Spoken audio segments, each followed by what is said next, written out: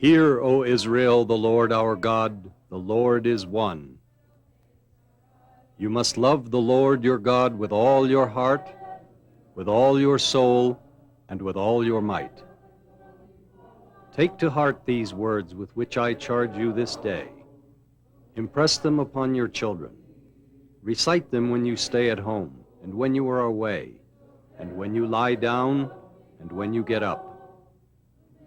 Bind them as a sign on your hand, and let them serve as a symbol on your forehead.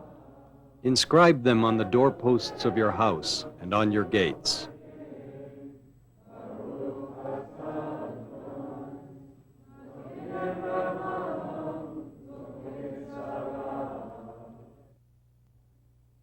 Hear, O Israel, the Lord our God, the Lord is one. The Shema, recited by devout Jews in their daily prayers, expresses the creed of Judaism. It is found in the Torah. The Torah, in its narrowest definition, refers to the 5 books of Moses, the first 5 books of the Old Testament, the sacred scriptures of the Jews. Sometimes called the Law, the Torah was passed down from Moses, and it tells the story of a people, a land, a way of life, and a relationship with God. In a broader sense, the Torah embraces the whole of authentic Jewish teaching. Judaism became official at Mount Sinai. Judaism started with Abraham, continued with Isaac, Jacob. Jacob had the 12 sons who became the 12 tribes. They went down to Egypt, and after 210 years they left Egypt, and 40 years later they entered into Israel after having previously received the Torah at Har Sinai, on Mount Sinai. And the 40 years they spent in the desert were 40 years of purification, where they had to leave the evils and the impurities of Egypt, where they had been immersed for 210 years, and spent 40 years in a desert atmosphere, cleansing their souls and their minds and their bodies, and studying Torah in preparation to entering into the land of Israel. In Judaism is found the roots of 2 of the world's other major religions, Christianity and Islam. Jesus was a Palestinian Jew. He worshipped in the synagogue and followed a radical Jewish leader, John the Baptist. Jesus offered mercy and compassion and encouraged his listeners to adhere to the highest ethical standards of Judaism. Much of Muhammad's knowledge of the Bible and of Judaism came from Jewish sages who lived during his time. The Quran makes reference to a number of Old Testament prophets, among them Noah, Lot, Abraham, Moses, and David. And of course, the central idea of one God is common to all 3 faiths. In Jerusalem, these 3 faiths share and dispute the same ground. Here, Solomon built the first temple of the Jews. Jesus preached, was crucified, and ascended into heaven. And Muhammad took his night journey to heaven, where he is believed to have visited the throne of Allah.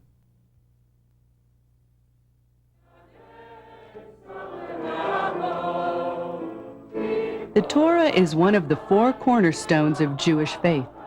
It is a living law, handed down from God to Moses on Mount Sinai and passed onward from generation to generation. Western culture views humility as being a put-down.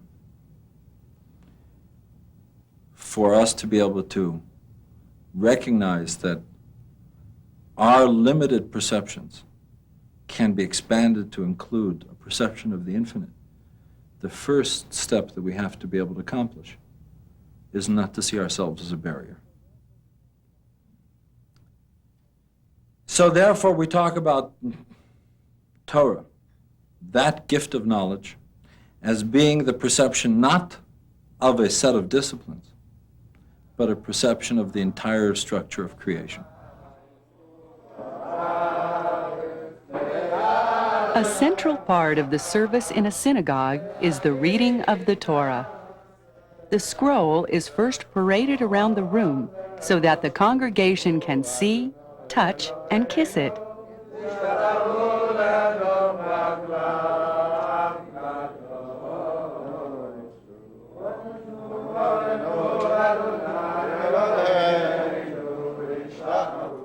It is then opened and read.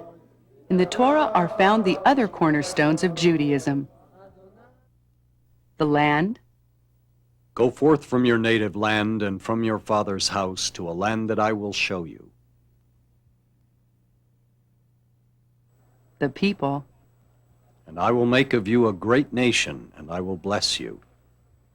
and the love of God. You must love the Lord your God with all your heart, with all your soul, and with all your might.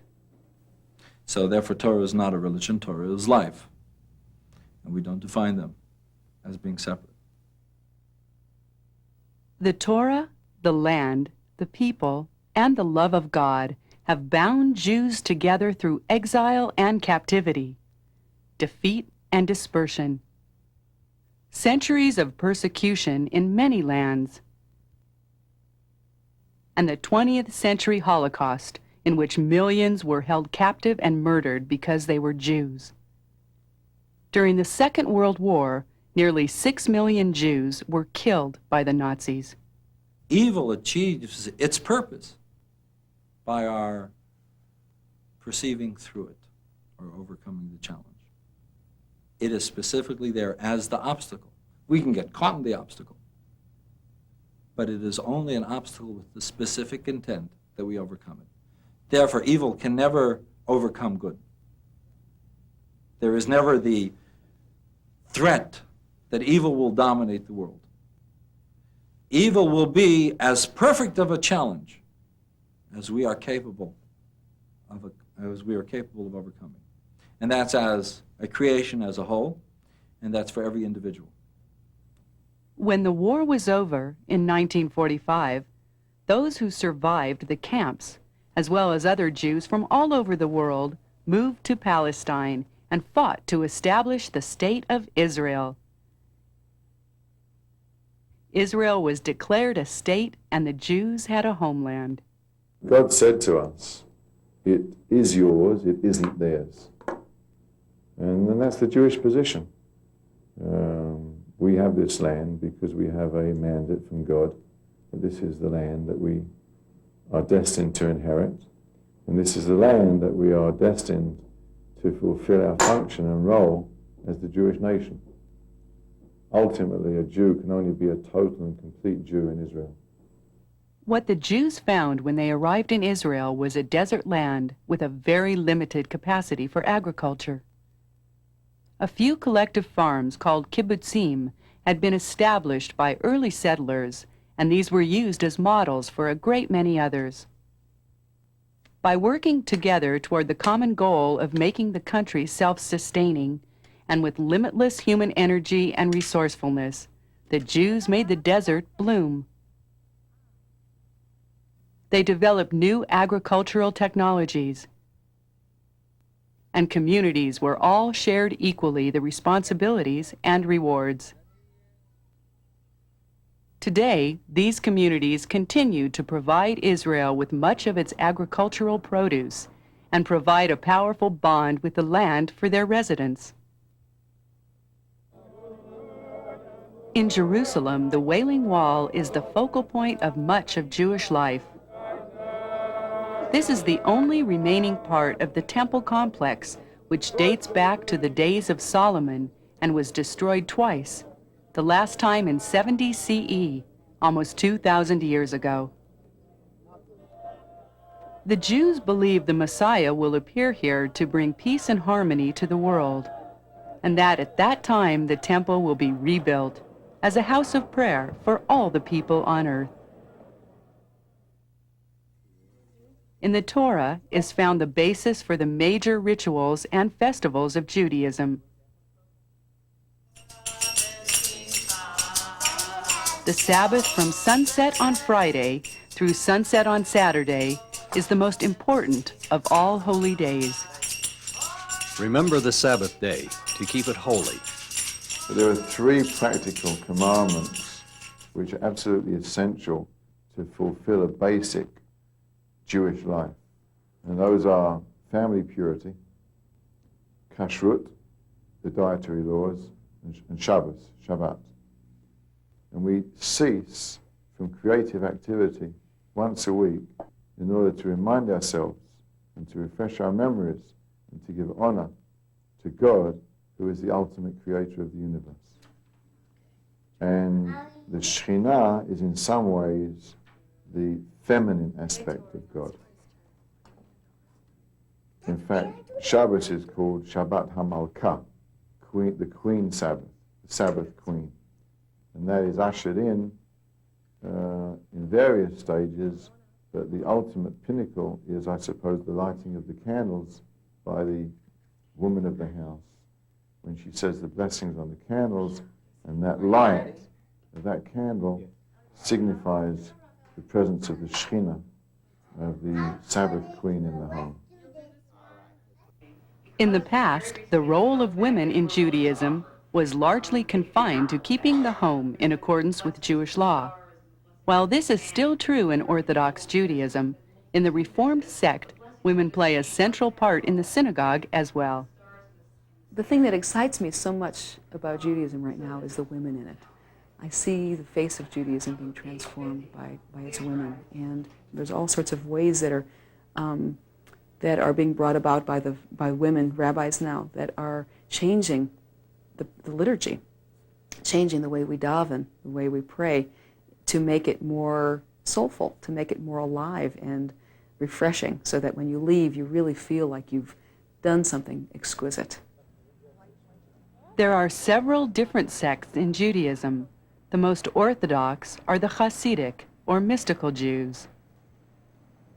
Many of them dress in the same way as their ancestors in Europe did 100 years ago, and follow the commandments very strictly.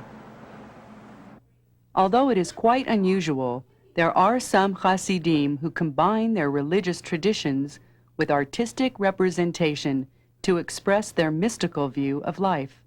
Look, basically, when you see a person dressed in black, in the street, you not always can take for granted he was always like that. Mm-hmm. But nevertheless, as an artist, you can be black and full of color. In the Orthodox synagogue, men and women sit in separate areas. The men conduct the service while the women watch. The Reformed sect, on the other hand, expresses a much more modern view in dress, worship, and customs. Reformed Judaism was brought over to the United States later on, and now, as you know, it is a large denomination. It is a denomination that basically says you keep your Jewish heritage in the way that you feel fit. And it's not so important whether you drive on the Sabbath or whether you eat pork or don't eat pork. What's important is that you stay together as a community and that you make Judaism utterly relevant to modern life.